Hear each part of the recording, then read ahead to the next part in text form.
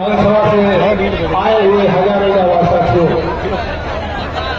आज समाजवादी पार्टी के राष्ट्रीय अध्यक्ष माननीय अखिलेश यादव जी अलीगंज विधानसभा में इस गाड़ी गांव में देश की सीमा पर शहीद हुए शहीद केपी सिंह यादव जी को नमन करने के लिए, उनकी प्रतिमा का अनावरण करने के लिए कुछ ही देर में हमारे बीच में पहुंचने वाले हैं। इस अवसर पर ज्यादा कुछ न कहते हुए हम अपनी तरफ से विधानसभा कायमगंज की तरफ, जनपद फर्रुखाबाद की तरफ से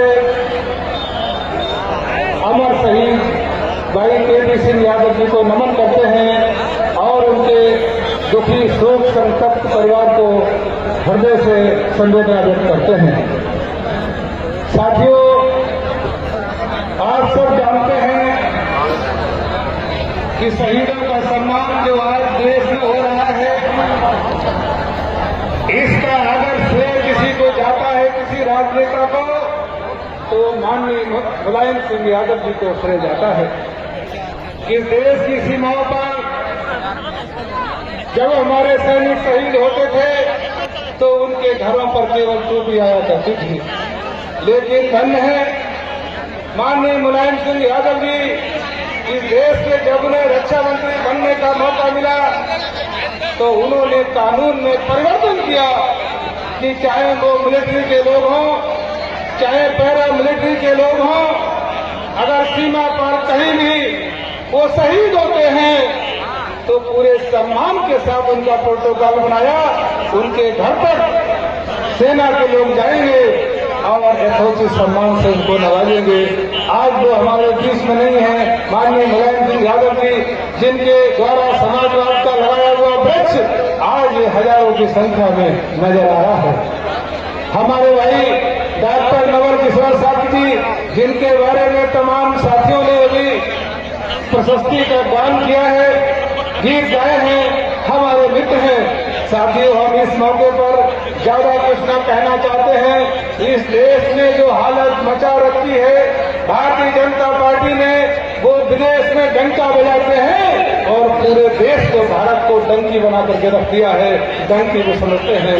इसलिए मेरे भाइयों, इस अवसर पर हम केवल आपसे यह अनुरोध करना आए हैं कि भारतीय जनता पार्टी इस देश के संविधान की दुश्मन है, इस देश के लोकतंत्र की दुश्मन है, इस देश के गरीब गुरबा की, नौजवान की, छात्र की, बेरोजगार की, किसान की, मजदूर की, आम आदमी के जो चैन अमन से जो जीवन बसर करता था, उसकी दुश्मन बनी हुई है।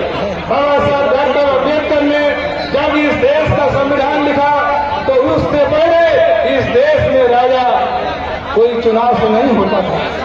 गांव का राजा हो, चाहे विधानसभा का, चाहे देश का राजा हो, राजाओं की सरकार हुआ करती थी।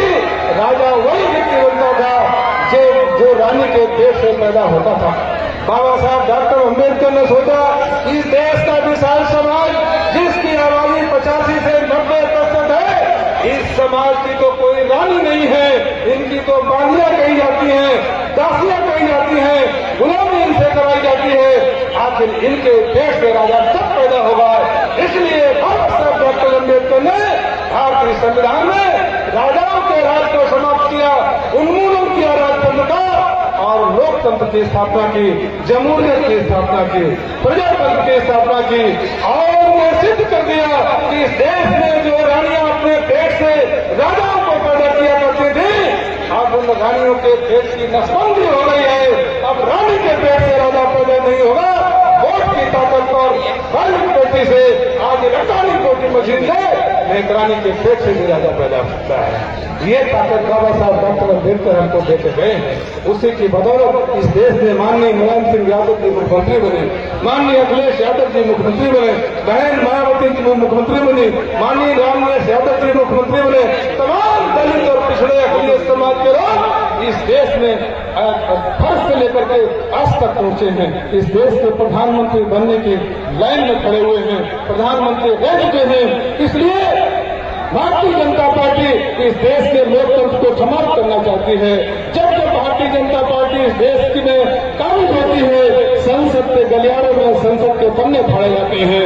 भारतीय जनता पार्टी की जब सरकार होती है उस समय देश को देश के संविधान को जलाया जाता है।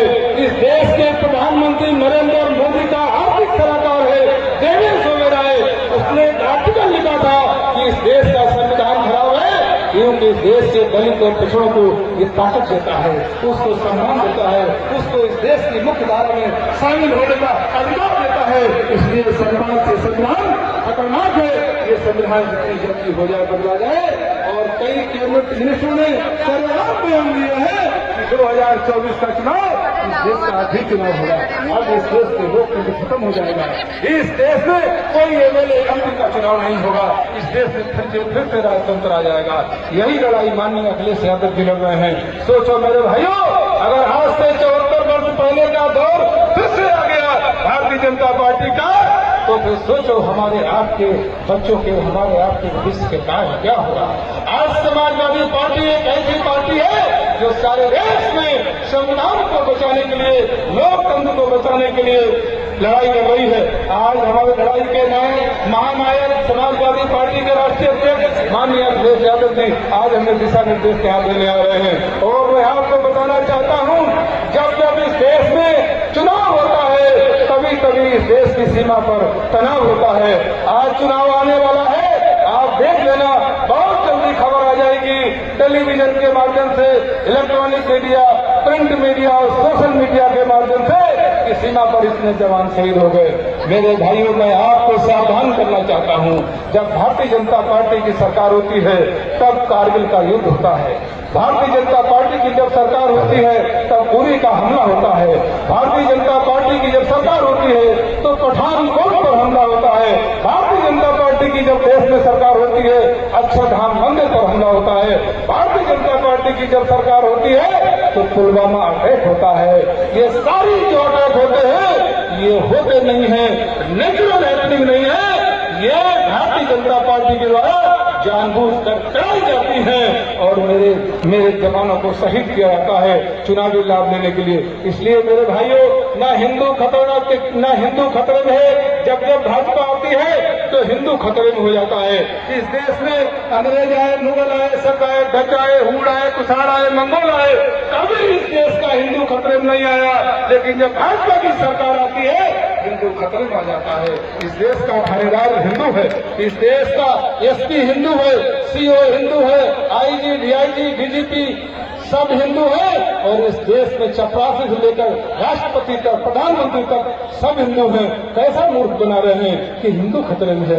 मेरे भाइयों, सावधान रहने की जरूरत है। मैं स्टार्ट कर रहा हूँ, ना इस देश का हिंदू खतरे में है, ना मुसलमान खतरे में है। अगर कोई इस देश में खतरे में है तो इस देश का आईन खतरे में है, भारत का संविधान खतरे में है, इस देश के करोड़ों दलितों और पिछड़ों के बच्चों का भविष्य खतरे में है, बहन बेटियों की इज्जत आबरू खतरे में है। इसलिए मेरे भाइयों, ये 24 का चुनाव आने जा रहा है। इंडिया का गठबंधन बन गया है। उत्तर प्रदेश में ये इंडिया गठबंधन माननीय अखिलेश यादव जी के नेतृत्व में ये लड़ाई लड़ रहा है। मुझे पूरा भरोसा है उत्तर प्रदेश में 80 लोकसभा की सीटें हैं, वो 80 लोकसभा की सीटें चाहे वो समाजवादी पार्टी के खाते में है, चाहे मेरे गठबंधन के खाते में है, माननीय अखिलेश यादव जी के नेतृत्व में लड़ाई लड़ी जा रही है और 80 की 80 सीटों पर हम विजय हासिल करेंगे। मैं अपने एटा के अलीगंज के भाइयों से मदद निवेदन करता हूं। मैंने अभी कायमगंज से चुनाव लड़ा था विधानसभा का, यहां से 96,409 वोट हासिल किया भारतीय जनता पार्टी ने।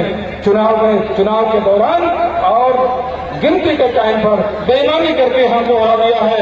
मैंने तो संकल्प लिया है कि डॉक्टर नवल किशोर साथी जी को कायमगंज विधानसभा से कम 1.5 लाख से कम वोट नहीं मिलेंगे सर। और मेरे अलीगंज के भाइयों, आप सब लोग मीर बाखले हो, आप सब लोगों ने तमाम इतिहास रचे हैं।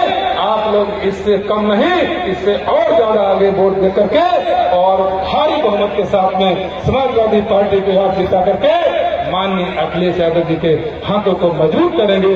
समाजवादी परचम को इस देश के राष्ट्रीय स्थान पर पहुंचाने का काम करेंगे। ऐसी उम्मीद के साथ में हम अपनी बात को समाप्त करते हैं। आप सबको बहुत बहुत धन्यवाद। जय भीम, जय भारत, जय समाजवाद, जय लोहिया।